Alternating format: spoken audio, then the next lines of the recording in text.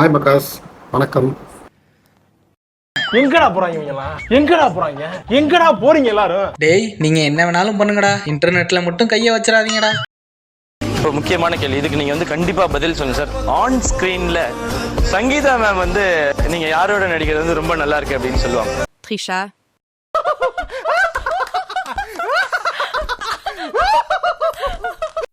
அவருடைய கட்சி யார் பேர்ல வச்சிருக்காரு? திரிசா பேர்ல. திரிசா, விஜய், அப்புறம் இன்னொன்னு கோவாக்கு கல்யாணத்துக்கு போனாரு, அந்த பொண்ணு பேர் என்ன? அவங்க பேர் கீர்த்தி சுரேஷ். கரெக்டா செக். நீ சொன்ன வாக்கியத்தை தஞ்சாவூர் கோயில் கல்வெட்டுல வெட்டி வச்சிட்டு பக்கத்திலேயே நீ உட்கார்ந்துக்க. உனக்கு பின்னால வர சந்ததிகள் அதை பார்த்து படிச்சு தெளிவா நடந்துக்குவாங்க. பல வருஷங்களுக்கு முன்னாடி விஜய் நடிச்ச படத்துல இந்த மாதிரி ஒரு சுச்சுவேஷன் தக்கன ஒரு சீன் இருக்கு. அந்த சுச்சுவேஷன் அப்படியே தூக்கி போட்டிருக்காங்க, பக்காவா பொருந்துது. நீ சொன்ன ஒரு விதத்துல வாஸ்தவம் தான்ப்பா. ரொம்ப பேர் நாட்டுல பொண்டாட்டிய வீட்டை விட்டு பத்தி விட்டு நிம்மதி தேடி அலையறாங்க. ஐயோ பாஸ், நான் உங்களை சொல்ல பாஸ், ஜெனரலா ஒரு ஒப்பீனியன் சொன்னேன், அவ்வளவுதான். ஓகே மக்களே, இந்த வீடியோ விஜய் திரிசா அவங்க ஒரு பிரச்சனை போயிட்டு இருக்கு. அதை பத்தி நிறைய பேர் ட்ரோல்ஸ் போட்டிருக்காங்க சோசியல் மீடியால.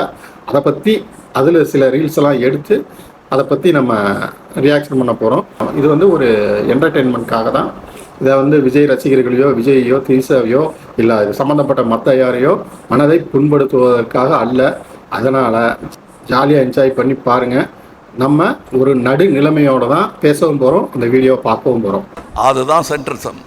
இது நம்ம யாருக்குமே சப்போர்ட் பண்ணல, அதுதான் மேட்ரு. நீ நீதியின் பக்கம் நிக்கணும்ல, யாருக்குமே சப்போர்ட் இல்லைன்னா என்ன அர்த்தம்? அது இல்ல சார், அறம் சார்ந்து நீதி சார்ந்து உண்மை பக்கம் நிக்கிறதானே ஒரு ஜேர்னலிஸ்ட்.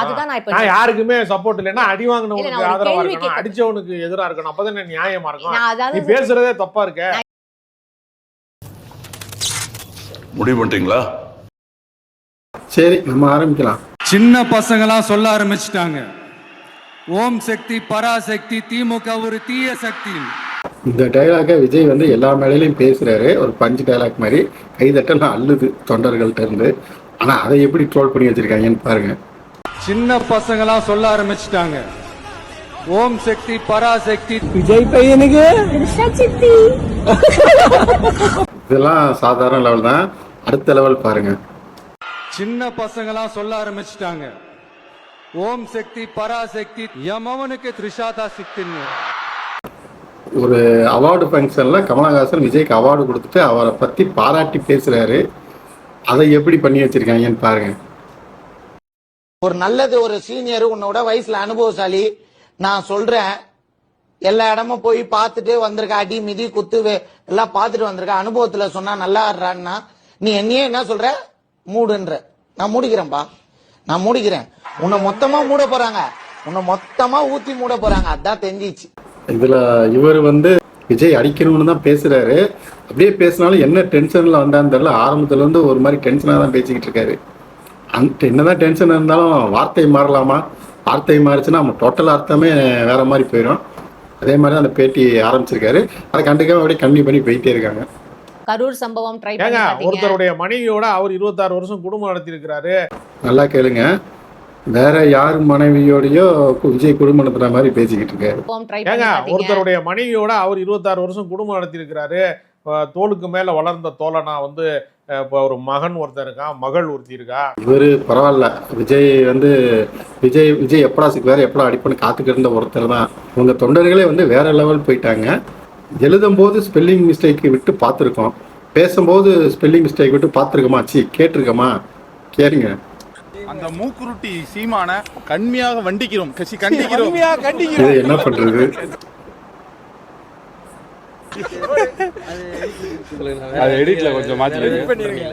அவங்க ரசிகர்கள் தொண்டர்கள் எல்லாருக்குமே இது ஒரு இக்கட்டான சுச்சுவேஷன் தான். நிறைய இடத்துல அவரை சப்போர்ட் பண்ணி பேசுறாங்க, முட்டு கொடுத்து பேசுறாங்கன்னு வச்சுக்கோங்களேன். இருந்தாலும் ஒரு சில ஆட்கள் அவங்களே கொஞ்சம் விஜய் பத்தி என்னன்னா அப்படி பண்றீங்கண்ணா, சமாளிக்க முடியலனா அப்படிங்கிற லெவலுக்கும் இறங்கிடுறாங்க. ஃப்ரெண்ட்ஸ் யாருமே ஒரு கேர்ள் பாய் ஃப்ரெண்டே இருக்க கூடாதா? அவங்க ஃப்ரெண்ட்ஸ் அடிப்படையில தான் அவங்க எவ்வளவு படம் நடிச்சிருக்காங்க. அரசியலுக்கும் இதுக்கு என்ன சம்பந்தம்? அவங்க ஃபேமிலி விஷயம் அவங்க பாத்துப்பாங்க. நீங்க அரசியல் பத்தி பேசுனா அதை மட்டும் பேசுறாங்க, அது அவங்க சம்பந்தப்பட்ட விஷயம். அப்போ அவங்க வைஃப் யாருக்கு தான் ரெண்டாவது பாயிண்ட் இல்ல. கலந்து போது ஒரு தப்பாடா? என்ன சன் நியூஸ்காரா? உனக்கு வேற வேலையே இல்லையா? எப்ப பாரு விஜயான பெட்ரூம்ல யாரு இருக்கிறான்ற கேமரா வச்சு பாக்குறதே உனக்கு வேலையா போச்சு. விஜய் அண்ணனுக்கே தெரியாமல் த்ரிஷா அக்காவை மேட்சிங் உடைய அணிய வைத்து டிஎம்கே சதி. என்ன கார்த்தி, உங்க அண்ணன் ரூமர்ஸ் எல்லாம் உண்மையாக்கிட்டு இருக்காரு போல. பல வருஷம் ஃப்ரெண்ட்ஸ் எதையாச்சும் ஒரு கல்யாணத்துக்கு போறாங்க, கேஷுவலா ஒரு போட்டோ எடுக்கிறாங்க. இதுல என்னங்க இருக்கு? முட்டு கூடுடி, நீ எவ்வளவு முட்டு குடுக்கணுமோ கூடு, டிசைன் டிசைனா கூடு. எல்லாம் ஓகேண்ணா. அங்க அடிச்சாங்க நாங்க எடுத்துக்கிட்டோம், இங்க அடிச்சாங்க நாங்க எடுத்துக்கிட்டோம், ஏன் உங்க வீட்லயே அடிச்சாங்க அதையும் தாங்கிட்டோம். ஆனா கடைசியில நீங்களே எங்களை அடிச்சிட்டீங்க. தயவு செய்து எலெக்ஷன் முடிகிற வரைக்கும் கொஞ்சம் அமைதியா இருங்க அக்கா. நோ விஜயனா, என்னன்னா பண்ணிட்டு இருக்க? எங்க மனசெல்லாம் வலிக்குதுண்ணா. நாங்கெல்லாம் உங்களுக்கு சப்போர்ட் பண்ணிட்டு இருக்கோம், நீ என்னன்னா பண்ணிட்டு இருக்க?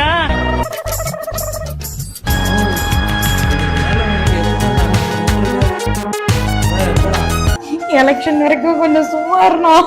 அட போங்கடா, இதுக்கு மேல முட்டை கொடுக்க முடியல.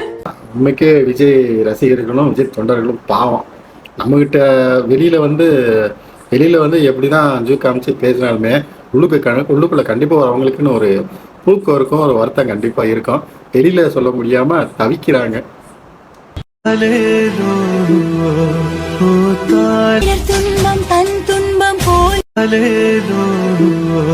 இதுக்கு அவங்க கல்யாணத்துக்கு போகவே இருந்திருக்கலாம், அப்படியே இல்லாட்டாலும் தனித்தனியாவது போயிருந்திருக்கலாம். 2 பேரும் சேர்ந்து போய் யாரை வெறுப்பேற்றுக்காக போனாங்கன்னு தெரியல. அவங்க உண்மைக்கே வெறுப்பு ஆனாங்கனாலும் தெரியல. பாவம் இடையில இருந்து ரசிகர்களும் தொண்டரும் தான் மண்டை காஞ்சிட்டு கிடைக்கிறாங்க. சங்கீதாவே குறிப்பிட்ட நடிகை பேர் யாருன்னு எதுவும் சொல்லலை. அவரே ஒரு நடிகை அப்படின்னா குத்துமதிப்பாக தான் சொல்லியிருக்காங்க. ஆனால் இவங்க திரிசான்னு கன்ஃபார்ம் பண்ணிட்டாங்க. ஒருவேளை அது வேற நடிகையாக இருந்து சங்கீதா நான் திரிசாவை சொல்லலைன்னு சொன்னாலும் இல்லை நீ திரிசாவை தான் சொன்ன, திரிசாவை தான் சொல்லியிருக்கேன் நம்புன்னு சொல்லி அவங்களே நம்ப வச்சுருவாங்க போல இருக்கு. அப்படிதான் பேசுறாங்க.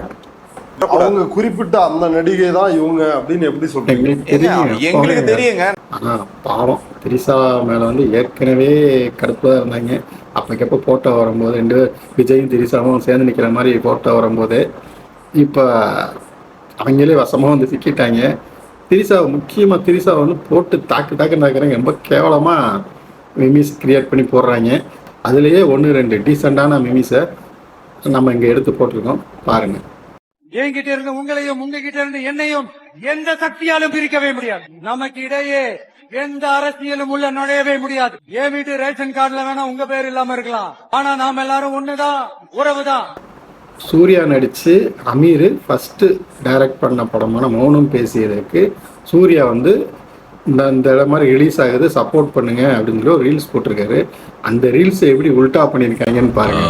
ட்ரிஷா ஒரு லவ் ஸ்டோரி, இந்த மாதிரி பல டயலாக்ஸ் வாட்ஸ்அப் ஸ்டேட்டஸ் ரீல்ஸ் ஷார்ட்ஸா பார்த்துட்டு இருக்கேன். ஒழுங்கா தானடா இருந்தீங்க, திடீர்னு எங்கிருந்து வருது இந்த லவ்? காதல்ங்கிறது இங்கிருந்து வரக்கூடாது, இங்க இருந்து வரணும்.